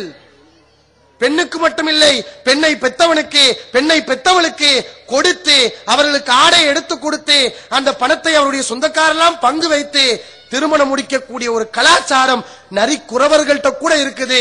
ஆனால் படித்து பட்டம் பெற்றிருக்கிறேன், நிறைய அறிவை வளர்த்திருக்கிறேன் என்று சொல்லக்கூடிய ஒரு இடத்துல இப்படிப்பட்ட கொடுமையான செயலை பார்க்க முடிகிறது. யோசிச்சு பாருங்க. நபிகள் நாயகம் ஸல்லல்லாஹு அலைஹி வஸல்லம் அவர்கள் சொன்னார்கள், ஒரு உதாரணத்தை சொன்னார்கள். அல் ஆயிது ஃபி ஹிபத்திஹி கல் கல்வி யகி ثم يعود في கைஹி. தான் கொடுத்த அன்பளிப்பை திரும்ப வாங்குபவன் நாயை போன்றவன். ஒரு அன்பளிப்பை கொடுக்கிற, அந்த அன்பளிப்பை திரும்ப வாங்கினேனா அது நாய் செய்யக்கூடிய செயல், மனுஷன் செய்யக்கூடிய செயல் இல்ல. நாய் என்ன பண்ணும்? வாந்தி எடுக்கும், எடுத்த வாந்தி அதுவே திரும்ப சாப்பிடும். அந்த மாதிரி நீ செய்ய போறியா? நபிகள் நாயகம் ஸல்லல்லாஹு அலைஹி வஸல்லம் சொல்கிறார்கள், இதை நான் எதற்கு இந்த இடத்துல சொல்லி காட்டுகிறேன் என்றால், அல்லாஹ் ரப்பல் ஆலமீன் திருமறை குர்ஆன்ல கேட்கிறான், தஅஹுதுனஹு புஹ்தானு வ இஸ்மம் முபீனா வாதைது மிஹதாஉன்ன கின்தாரன் ஃபலா தஅஹுது மின்ஹு ஷைஆ. பெண்ணுக்கு ஒரு குவியலை கொடுக்கிற, பெண்ணை நீ கல்யாணம் முடிக்கும் போது மகர் தொகையை அள்ளி கொடுக்கிற, கொட்டி கொடுக்கிற, அவ்வளவு கொடுத்தாலும் இவ்வளவு கொடுத்திருக்கோம், இவ்வளவு இவளுக்கு தேவையா சொல்லி கொடுத்த பொருள் இருந்து கொஞ்சம் கூட எடுக்காதங்கிறான் அல்லாஹ். நீ எவ்வளவு கொடுத்திருந்தாலும் சரி, குவியல் குவியலா கொடுத்திருந்தாலும் சரி, மலமலையா கொடுத்திருந்தாலும் சரி, கொடுத்த பொருளை எடுக்காத, கொஞ்சம் கூட எடுக்காத. மீறி எடுத்த தாஹுதுனஹு புஹ்தானு வ இஸ்மம் முபீனா, மிகப்பெரிய அக்கிரம செயல் அது, தெளிவான பாவம், பெரும்பாவம். எது? பெண்ணுக்கு ஓமனத்தை கொடுக்கிற, ஓ காசை கொடுக்கிற, நீ சம்பாதிச்சதை கொடுக்கிற, நீ கொடுத்தது கொஞ்சத்தை எடுக்கிறது பெரும்பாவம், அக்கிரமம், அநியாயம். அல்லாஹ் ரப்பல் ஆலமீன் சொல்லி காட்டுகிறான். அப்ப எந்த பணமும் கொடுக்காம அங்க இருந்து நீ வசூல் பண்றன்னு சொன்னா, அங்க இருந்து அபகரிக்கிறன்னு சொன்னா, இது எவ்வளவு பெரிய கொடுமை, இது எவ்வளவு பெரிய அநியாயம். அடுக்குமா இது? அல்லாஹ் ஏத்துக்குருவானா? அல்லாஹ் மறுமையில விட்டுருவானா? யோசித்து பாருங்கள். அல்லாஹ் கேக்குறா, வ கைஃப தஅஹுதுனஹு வகத் அஃலா பாலுக்கும் இலா பாலின். எப்படிப்பா நீ எடுப்ப? பெண்ணுக்கு கொடுத்த பொருளை நீ எப்படி எடுப்ப? எப்படி நீ வாங்கலாம்? கொடுத்த பொருளை நீ எப்படி எடுக்கலாம்? வகத் அஃலா பாலுக்கும் இலா பால், ஒன்றோட ஒன்று கலந்து விட்டீர்கள். வஹதன மின்கும் மீசாக்கன் கலீலா, கடுமையான ஒப்பந்தத்தை உங்களிடமிருந்து பெண்கள் எடுத்திருக்கிறார்களே, எப்படி எடுப்பேன்னு அல்லாஹ் கேட்கிறான். இவன் கொடுக்காம அங்கிருந்து அபகரிச்சுக்கிட்டு இருக்கிறான். அந்த காட்டு மிராண்டி காலத்துல கூட இந்த கொடுமை இல்லங்க. நபிகள் நாயகம் ஸல்லல்லாஹு அலைஹி வஸல்லம் பெண் குழந்தையை புதைச்சானே, அவன் கூட கல்யாணம் முடிக்கும் போது பெண்ணிடமிருந்து வரவேற்பை கேட்கவில்லை. அந்த கொடுமையை இன்றைய சமுதாயத்திலே பலர் செய்து கொண்டிருக்கிறார்கள். சமுதாயம் யோசிக்க வேண்டும். இஸ்லாம் எப்படிப்பட்ட மார்க்கம், எப்படிப்பட்ட வழிகாட்டல்களை நமக்கு சொல்லுகிறது. ஆனால் திருமணத்துல நம்ம எந்த பாதையை நோக்கி சென்று கொண்டு இருக்கிறோம்? அல்லாஹ் குர்ஆன்ல சொல்றான், ஒரு ஆம்பளை ஒரு பெண்ணை முடிக்கிறான், ஒரு பொம்பளையை கல்யாணம் பண்றான். முடிக்கும் போது என்ன செய்யறான்? பொருத்தம் பார்க்கறான். பெண் நம்மளோட ஒசரமாயிடக்கூடாது, நம்ம குட்டையாயிடக்கூடாது, அது நல்ல பொருத்தம் இல்ல, நம்ம கம்பீரமா இருக்கணும், நம்ம ஒசரமா இருக்கணும், மனைவி நமக்கு கீழே தான் இருக்கணும் நினைக்கிறேல, தோற்றத்துல ஒசரமா இருக்குன்னு நினைக்கிற, கம்பீரம் இருக்குன்னு நினைக்கிற, ஆண்மை இருக்கணும்னு நினைக்கிற. ஆனா வரதட்சணை வாங்கி பெண்ணுடைய தன்மை வருதே நமக்கு. ஒரு பொம்பளை செய்ய வேண்டிய காரியத்தை நம்ம செய்யறோமே, ஒரு ஆணுக்குரிய செயல் இதுவல்லவே.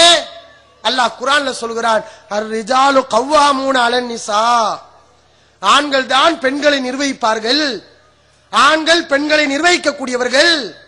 சும்மா இல்ல, ஆம்பளைய பிறந்துட்டா நிர்வகிக்கிற தர்ம வராது. அதுக்கு ரீசனே அல்லாஹ் சொல்றான், பிமா ஃபல்லல்லாஹு பாலஹும் அலா பால், அவங்களுக்கு கொடுக்காத சிறப்ப, பெண்ணுக்கு கொடுக்காத சிறப்ப அல்லாஹ் ஆணுக்கு கொடுத்திருக்கிறான். உன் உடம்புல தெம்ப கொடுத்தது அதுக்கு தானே. பெண்ணை பலகீனமாகவும், ஒன்ன நல்ல தெம்பாகவும், திடகாத்திரமாகவும், 10 மூட தூக்குனாலும் தாங்குற மாதிரியும் உன் உடம்ப படைச்சிருக்கிறான். பொம்பளையால மூட தூக்க முடியுமா? வெளியில ஓடி ஆடி வேலை செய்ய முடியுமா? அப்படி இல்லாம உனக்கு கைய கால எல்லாம் கொடுத்திருக்கான், தெம்பு திராணிய கொடுத்திருக்கிறான். எதுக்கு? அவட்ட இருந்து புடுங்கி திங்கவா? அதுக்கு நீ இதுக்கு ஆம்பளையா பிறக்கணும்? உனக்கு என்ன இந்த தன்மை இருக்குது? உனக்கு என்ன இந்த தகுதி இருக்குது? ஆண்கள் பெண்களை நிர்வகிப்பார்கள். என்ன தெரியுமா? பிமா அன்ஃபகு மின் அம்வாலிஹிம், ஆண்கள் தாங்கள் சம்பாதித்து அந்த பொருளாதாரத்தை பெண்களுக்கு செலவழிக்கிறார்கள் என்ற காரணத்தால் ஆண்கள் நிர்வாகிகள், பெண்ணை நிர்வகிக்கக்கூடியவர்கள் என்று ரப்புல் ஆலமீன் சொல்லி காட்டுகிறான். பெண்ணிடமிருந்து வரதட்சணை வாங்கினால் ஆண்மை தன்மை நமக்கு இருக்கிறதா? அது ஒரு ஆணுக்கு அழகா? யோசித்து பாருங்கள். நபிகள் நாயகம் ஸல்லல்லாஹு அலைஹி வஸல்லம் உண்மையான ஆண் சமுதாயத்தை, ஆண்மை உள்ள சமுதாயத்தை உருவாக்கினார்கள்.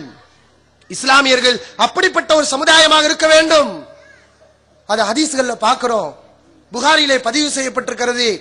நபித்தோழர் அப்துர் ரஹ்மான் பின் அவுஃப் என்ற நபித்தோழர், அவர் ஒரு முஹாஜிர் அன்சாரி, ஒரு அன்சாரி பெண்ணை கல்யாணம் முடிக்கிறாரு.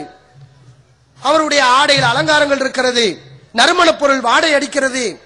நபி ஸல்லல்லாஹு அலைஹி வஸல்லம் பக்கத்துல வர்றாரு. ரசூலுல்லாஹ் பாக்குறாங்க, என்ன அப்துர் ரஹ்மான், என்ன விஷயம்? ஆடையில மணமணக்குதே, என்ன மேட்ரு?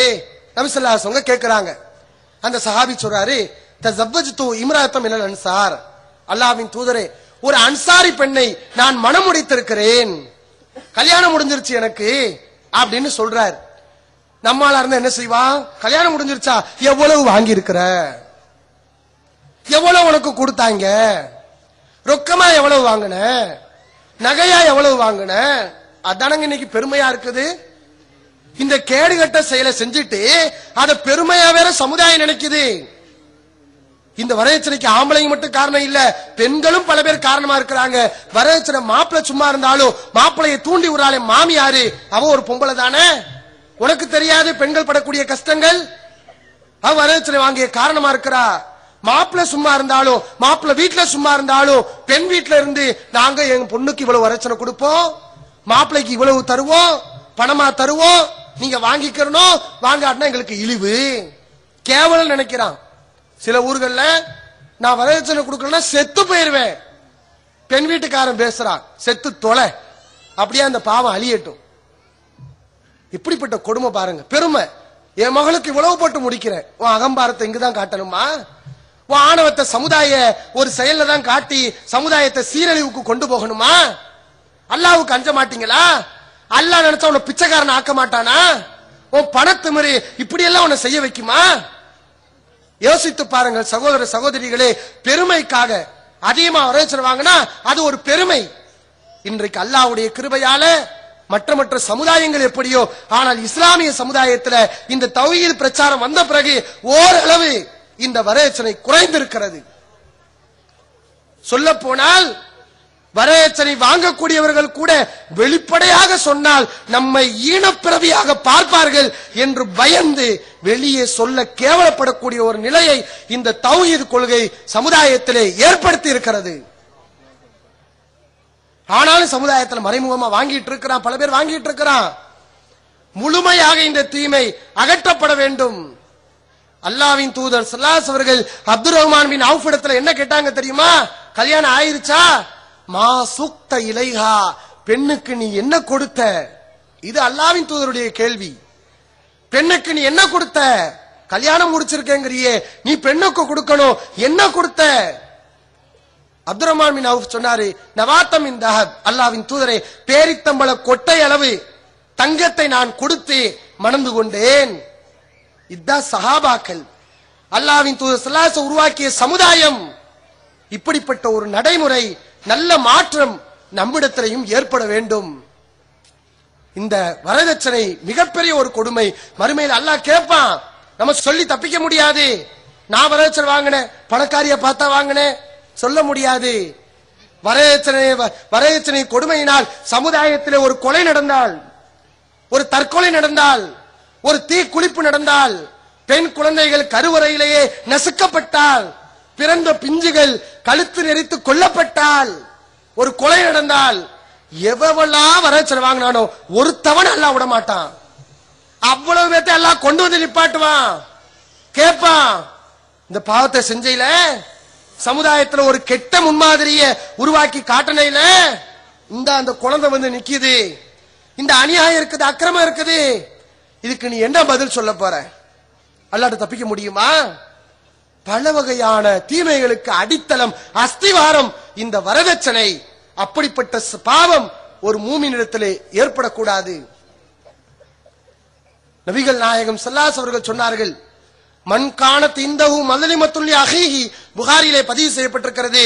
மன்கானத் இந்தஹு மஸ்லிமத்துல் அஹீஹி, தன்னுடைய சகோதரனுக்கு நீங்கள் யாராவது அநியாயம் செய்திருந்தால், அக்கிரமம் செய்திருந்தால், அட்டூழியம் செய்திருந்தால், ஃபல்யதஹல்லல்ஹு மின்ஹா, அந்த அநியாயத்திலிருந்து அவர்கிட்ட போய் பேசி அதை ஹலாலாக்கி கொள்ளட்டும். ஒரு அநியாயம் செஞ்சுட்டோம், ஃபைன்னஹு லைஸ சம்ம தீனாருன் வலா திர்ஹமுன், மறுமை நாள்ல தீனார் உதவாது, திர்ஹம் உதவாது, நீ சம்பாதிச்சு வச்ச நகை பணங்கள் உதவாது, வெள்ளி உதவாது, தங்கம் உதவாது, பொருளாதாரம் எதுவும் உதவாது. அப்படிப்பட்ட ஒரு நாள், அந்த நாள் வருவதற்கு முன்னால் உங்களால் யாராவது பாதிக்கப்பட்டிருந்தால் அவர்களிடத்தில் சென்று அதை ஹலாலாக்கி கொள்ளுங்கள். பாதிக்கப்பட்டவர் போங்க நபி ஸல்லல்லாஹு அலைஹி வஸல்லம் சொல்றாங்க. இன்றைக்கு சமுதாயத்தில் எத்தனை பெண்கள் பாதிக்கப்பட்டிருக்கிறார்கள், திருமணம் முடிந்து இருக்கிறார்கள். முன்னாடி நம்ம அறியாமை காலத்துல வரேச்சல் வாங்கியிருப்போம், அறியாம வாங்கியிருப்போம், கொடுமைப்படுத்திருப்போம், பெண் இனத்தை மாமனார் வீட்டுக்கு சிரமம் கொடுத்திருப்போம். இப்ப திருந்திருப்போம், திருந்திட்டோன்னு விட்டுறக்கூடாது. அநியாயம் பண்ணிட்டோம், அடுத்தவங்களுடைய பொருளை அபகரிச்சிருக்கிறோம், பாவமான காரியத்தை செஞ்சிருக்கிறோம். அதுக்கு பரிகாரம் அந்த பொருளை, நீங்கள் வரேச்சனையாக வாங்கிய பொருளை அந்த பெண்ணிடத்திலே ஒப்படைக்க வேண்டும். பெண்ணுடைய பெற்றோரிடத்திலே ஒப்படைத்து மன்னிப்பு கேட்டு இதை ஹலாலாக்கி கொள்ளுங்கள். மறுமையிலே அல்லாஹ்விடத்திலே வந்து முறையிட்டு என்னை குற்றம் பிடித்து விடாதீர்கள். என்ன செய்வான் அல்லாஹ்? பொருளாதாரத்தை சொன்னியா, அடுத்தவன் பொருளுக்கு ஆசைப்பட்டியா, ஒரு சமுதாயத்தையே கருவறுத்தியா, அல்லாஹ் என்ன செய்வான்? பாதிக்கப்பட்டவங்களுக்கு நம்ம சம்பாதிச்ச நன்மை எல்லாம் தூக்கி கொடுப்பான். நம்ம நிறைய தொழுதிருப்போம், நோன்பு வச்சிருப்போம், திக்ருகள் தஸ்பீகள் நன்மைகள் நிறைய செஞ்சிருப்போம், ஒரு பக்கம் வரதட்சணை வாங்கியிருப்பான். அல்லாஹ் என்ன பண்ணுவான்? இந்த வரதட்சணை பாவத்துக்காக அவன் தொழுக நோன்பு ஜகாத்து தர்மம் தஸ்பீக் எல்லாத்தையும் தூக்கி அந்த பாதிக்கப்பட்ட பெண்ணுக்கு கொடுப்பான். அப்ப நன்மை இல்லாம ஓட்டாண்டியா நரகத்துக்கு போக வேண்டியதுதான். எங்க போறது? நன்மை இல்லாம நரகத்துக்கு தானே. சரி, நன்மை இல்ல, பாவத்தையே பண்ணிருக்கிற, அதுல வரதட்சணை அடக்கம். இப்ப பாதிக்கப்பட்ட பொம்பளை வந்து நிப்பா, மாமனார் மாமியார் வந்து நிப்பாங்க. இங்க இருக்கலாம், இங்க நல்ல பழகலாம். ஒரு நிர்பந்தம், நம்ம பொண்ணு அங்க வாழுது, மாப்பிள்ளைய போய் பகச்சுக்கிற முடியுமா? பகச்சுக்கிட்டா நம்ம பொண்ணு சந்தோஷமா இருக்குமா? மனசுல வெறுப்பு இருந்தாலும் அதை வெளியே காட்ட மாட்டாங்க. நான் கேட்கிறேன், கல்யாணம் எதுக்கு முடிக்கிற? கல்யாணம் எதுக்குங்க முடிக்கிறோம்? ஒரு நல்ல சமுதாயத்தை உருவாக்க வேண்டும், நம்முடைய குடும்பம் சந்தோஷமான குடும்பமாக இருக்க வேண்டும். அந்த ஒரு நல்ல நோக்கத்துல தானே கல்யாணம் முடிக்கிறோம்.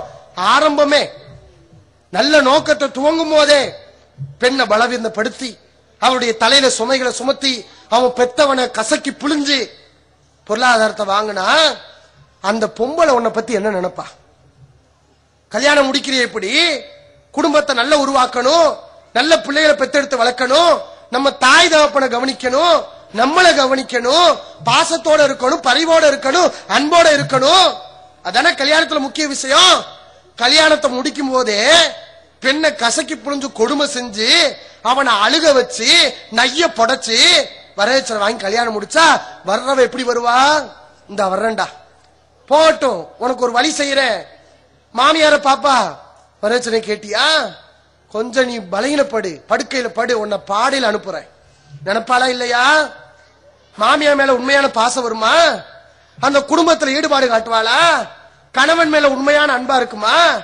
அல்லாஹ் சொல்ற மாதிரி நீ கொடு, நீ அன்பளிப்ப கொடுத்தவளை கௌரவமா ஆண்மை தன்மையோட சொந்தமாக்கு. உன்னை பத்தி எப்படிப்பட்ட மதிப்பை மனசுல வச்சுக்கிட்டு உன் வீட்டுக்குள்ள வருவா, உன் பெத்தவளை கவனிப்பா, உனக்கு பணிவிட செய்வா. அப்ப இதுதாங்க ஒரு குடும்பத்தை உருவாக்கக்கூடியது.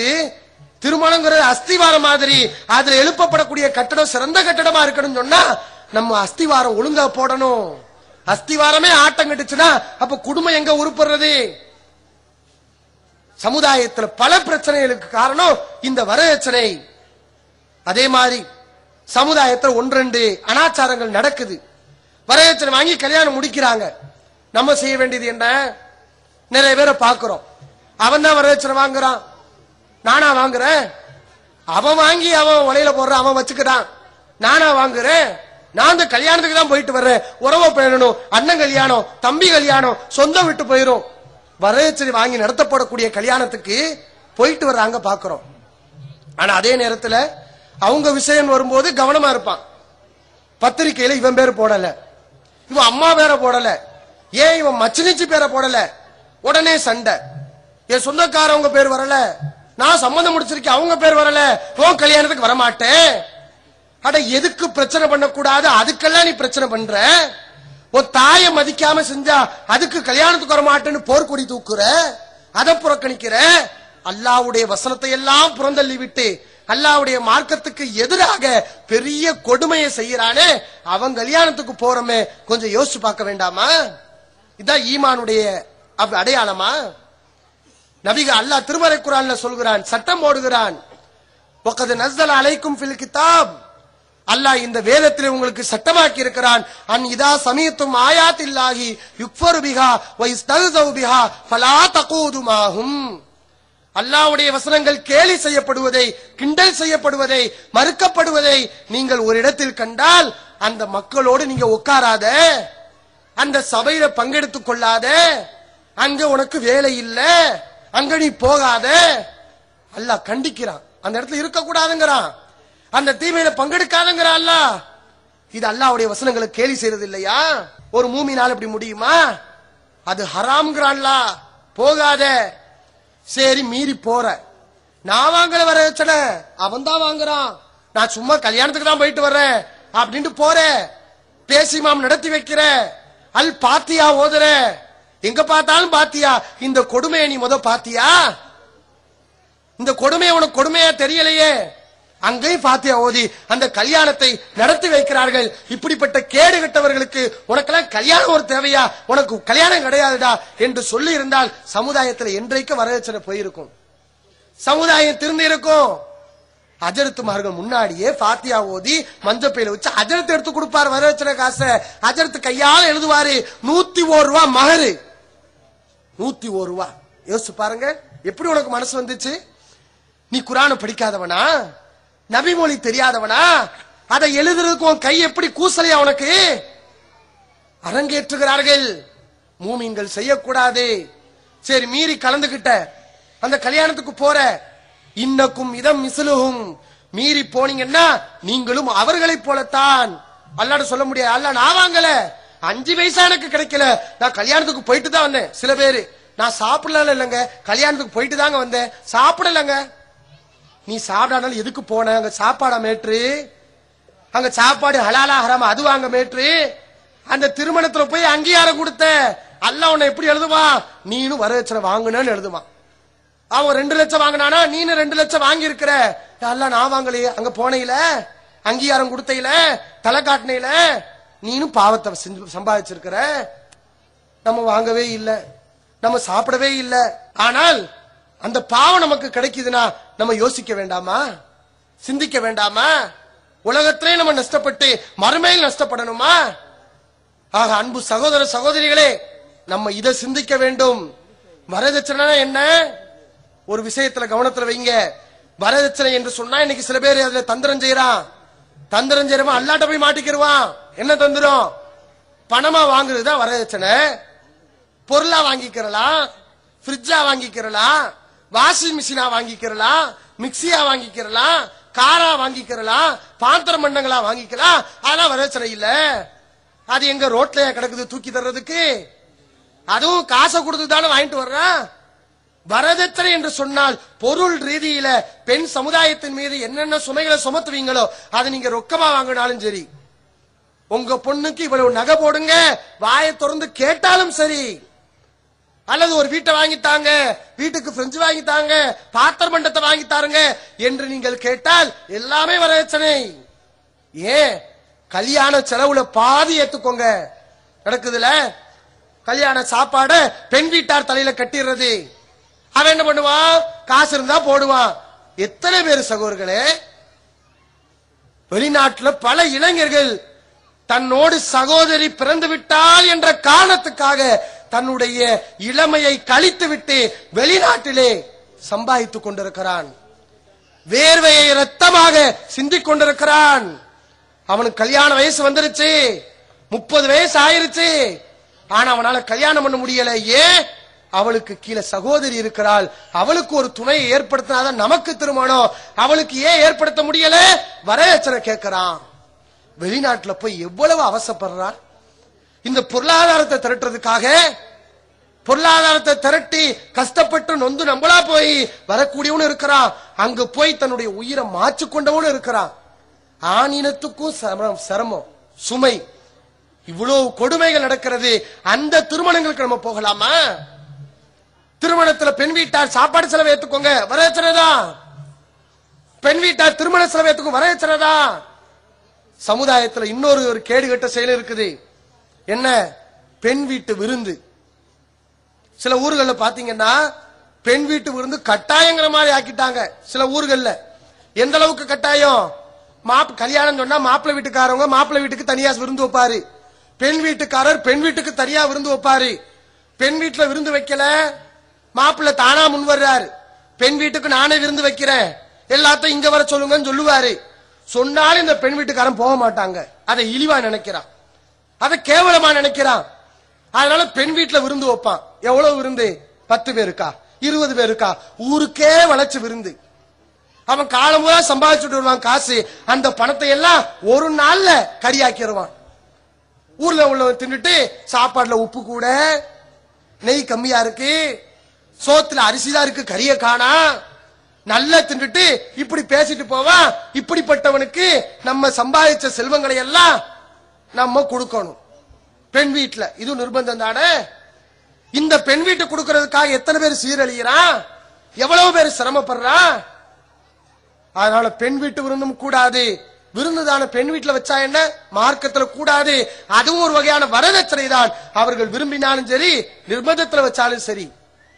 திருமணத்துல விருந்து என்று சொன்னால் அது ஆண் வைக்கக்கூடிய வலிமா விருந்து மட்டும்தான். பெண் வீட்டாருக்கு அதுல எந்த செலவும் இல்ல, ஆணுக்குத்தான் அதுல செலவு. இதுல கவனமா இருக்கணும். பெண் வீட்டு விருந்து மார்க்கத்துல கூடாது. அது உங்க ஊர்ல வித்தியாசமான முறைகள்லாம் இருக்குதான்.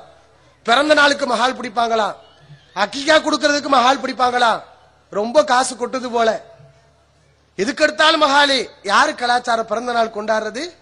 இந்த கிறிஸ்துமஸ் வந்துருச்சு, இயேசு பிறந்தாருன்னு பிறந்த நாள் கொண்டாடுறாங்க. நபிகள் நாயகம் ஸல்லல்லாஹு அலைஹி வஸல்லம் பிறந்தாங்க, சஹாபாக்கள் பிறந்த நாள் கொண்டாடினாங்களா? அதுக்கு பின்னாடி வந்த சஹாபாக்கள் பிறந்த நாள் கொண்டாடினாங்களா? இஸ்லாமிய சமுதாயத்திலே இல்லாத கலாச்சாரம் எங்கிருந்து உருவாச்சு? கிறிஸ்தவர்கள் வந்து காப்பிடிக்கப்பட்ட கலாச்சாரம். பிறந்த நாளுக்கு ஆடம்பரம் வேணுமா நமக்கு? ஆகுமான திருமணத்தையே சிக்கனமா முடியும்னு சொல்லுது இஸ்லாம். ஆலமுன் நிக்காய் பரக்கத்தன் ஐசரு உன்னமோனா. அல்லாஹ்வுடைய அபிவிருத்தி பரக்கத் நிறைந்த திருமணம், அல்லாஹ்வுடைய பரக்கத் நிரம்பிய திருமணம். எந்த திருமணத்துல செலவு ரொம்ப கம்மியா இருக்கோ அந்த திருமணம். நபிகள் நாயகம் ஸல்லல்லாஹு அலைஹி வஸல்லம் சொன்னார்கள், திருமணம் உன்னுடைய பணத்துடைய திமிரை காட்டக்கூடிய இடம் அல்ல. நான் எவ்வளவு காசு வச்சிருக்கேன் தெரியுமா, என் முள்ளைக்கு எப்படி கல்யாணம் பண்ணி கொடுக்கறேன் தெரியுமா, ஊரெல்லாம் மெச்ச வாழைமரம் கட்டி பந்தல் போட்டு சீரியல் செட்டு போட்டு ஊருக்கெல்லாம் அழைப்பு விடுத்து விருந்து போட்டு கல்யாணம் முடிக்கிறேன். ஊர்ல உள்ளவங்கள ஆகோ பேசணும், ஓஹோ சொல்லணும். முடிச்ச அல்லாஹ்வுடைய சாபத்தை பெறுவாய், அல்லாஹ்வுடைய கோபத்தை பெறுவாய், அல்லாஹ்வுடைய பரக்கத் உனக்கு கிடைக்காது. கல்யாணத்துல உனக்கு பரக்கத் வேணும், அல்லாஹ்வுடைய அபிவிருத்தி வேணும். அது வேணும் சொன்னா திருமணத்தை இலகுவாக சிக்கனமாக முடி என்று நபிகள் நாயகம் ஸல்லல்லாஹு அலைஹி வஸல்லம் சொல்கிறார்கள். இந்த சுன்னத்தான நடைமுறையை உருவாக்குறதுக்காகத்தான் தமிழ்நாடு தௌஹீத் ஜமாத் கடுமையான முறையில போராடி இன்றைக்கு நபி வழி அடிப்படையில பெண் வீட்டில இருந்து 5 பைசா கூட வாங்காத இளைஞர் பட்டாளத்தை இந்த ஜமாத் உருவாக்கி இருக்கிறது. அல்லாஹ்வுடைய மாபெரும் கிருபை. ஒரு காலத்துல வரதட்சணை எப்படி இருந்துச்சு? வரதட்சணை இல்லாம முடிக்க தௌஹீதுடைய ஆரம்ப காலத்துல வரதட்சணை வாங்காம நான் கல்யாணம் முடிக்கிறேன்னு ஒரு மாப்பிள்ள வந்தா அவனை இந்த சமுதாயம் பார்த்துச்சு. மாப்பிள்ள நல்லாதான் பேசுறாரு, மாப்பிள்ள நல்லாதான் நடக்கிறாரு, நல்லாதான் பேசுறாரு பழகுறாரு, ஐயோ பாவம் என்ன குறையோ, வரதட்சணை இல்லாம வர்றாரு, வரதட்சணை வாங்காம முடிச்சா அவன் பேடியா இருப்பான் என்ற ஒரு நிலை இருந்தது. ஆனால் இன்றைக்கு அல்லாஹ்வுடைய கிருபையால் கோடி வாங்கினால் அவன்தான் பேடி, லட்சங்கள் வாங்கினால் அவன்தான் எச்சம். அல்லாஹ் ரப்பல் ஆலமீன் சமுதாயத்தில் இப்படிப்பட்ட மாற்றத்தை ஏற்படுத்தியிருக்கிறான். எனவே அன்பான சகோதர சகோதரிகளே, வரதட்சணை நாம் வாங்கக்கூடாது. இந்த தீமையை செய்யக்கூடாது, அதற்கு அல்லாஹ் சாட்சியாளனாக இருக்கிறான். இங்கு வந்திருக்கக்கூடிய ஒவ்வொரு மக்களும் வரதட்சணை வாங்க மாட்டோம் என்று உறுதிமொழி எடுப்பீர்களா? வரதட்சணை வாங்கக்கூடிய கல்யாணத்தில் கலந்து கொள்ள மாட்டோம். அது எங்க அண்ணனாருடைய கல்யாணமாக இருந்தாலும் சரி, எங்களுடைய உடன்பிறப்புகளுடைய கல்யாணமாக இருந்தாலும் சரி, அல்லாஹ்வுக்காக அல்லாஹ்வுடைய விஷயத்திலே நாங்கள் ஒதுங்கி நிற்போம் என்று உறுதிமொழி எடுப்பீர்களா? அல்லாஹ் ரப்புல் ஆலமீன் அப்படிப்பட்ட சிறந்த சமுதாயமாக நம்மை உருவாக்குவானாக என்று கூறி என்னுடைய உரையை நிறைவு செய்கிறேன். வாஹிர் தாவானா அல்ஹம்துலில்லாஹி ரப்பில் ஆலமீன்.